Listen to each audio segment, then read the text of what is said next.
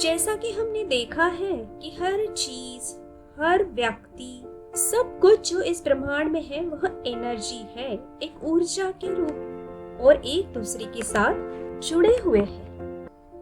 यह समझने के लिए यह जानना महत्वपूर्ण है कि सब कुछ ऊर्जा है, एनर्जी है। विज्ञान क्वांटम फिजिक्स के द्वारा हमें यह समझाता है कि ब्रह्मांड में सब कुछ सिर्फ और सिर्फ एनर्जी है, ऊर्जा है। इस ब्रह्मांड में कुछ भी, कोई भी चीज स्थिर या अचल नहीं है। सब कुछ वाइब्रेट हो रहा है, कंपित हो रहा है, कंपायमान है। क्योंकि जब हमने जाना है कि सब एनर्जी है तो वो घूम रही है। सब कुछ ब्रह्मांड में एक गति के साथ घूम रहा है, कुछ भी अचल या स्थिर नहीं है। हमारे चारों ओर सब कुछ और हर कोई एक गति के साथ घूम रहा है और हम खुद भी।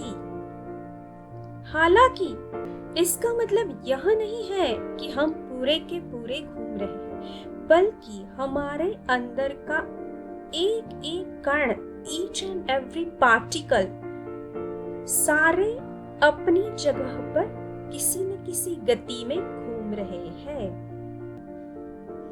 हालांकि हम सबकी गति ब्रह्मांड की अन्य बातों से अलग है, इसलिए ऐसा लगता है कि सब अलग अलग है, जैसे कि लोग, पशु, पौधे, पेड़। लेकिन हम अलग नहीं हैं।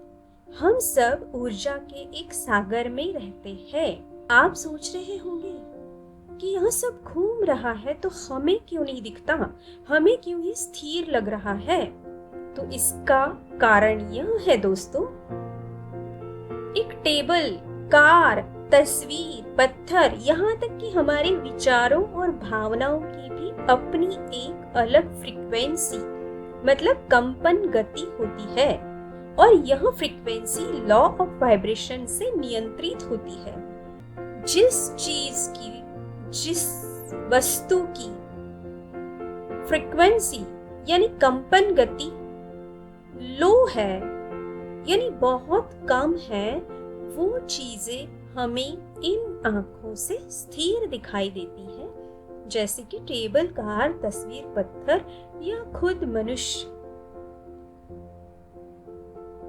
जबकि उनके सबके अंदर के कण यानी पार्टिकल्स अपनी गति से घूम रहे हैं, कंपायमान हो रहे हैं। और जिन चीजों की फ्रीक्वेंसी यानी कंपन गति बहुत हाई या उच्च होती है, वह चीजें हमें इन आंखों से दिखाई नहीं देती। हम उन्हीं कुछ बातों को हम महसूस कर सकते हैं। इस लॉ ऑफ वाइब्रेशन को समझने से यह पता चल जाता है कि हमारी जिंदगी में जो कुछ भी हो रहा है वह सब हमारे विचार और भावनाओं की वाइब्रेशन फ्रीक्वेंसी का नतीजा है। मतलब अगर हम किसी चीज को पाना चाहते हैं, तब हमें उस चीज की फ्रीक्वेंसी के स्तर पर अपने विचार और भावनाओं की फ्रीक्वेंसी को लाना जरूरी है। अब अपनी फ्रीक्वेंसी को, यानी अपने विचारों, भावनाओं की फ्रीक्वेंसी को अपनी चाहती चीज की फ्रीक्वेंसी के स्तर पर लाने के लिए कई टेक्निक उपलब्ध है। एक बार जब हम उन्हें सीख लें, फिर हमारे लिए कुछ भी पाना मुश्किल नहीं रहता है।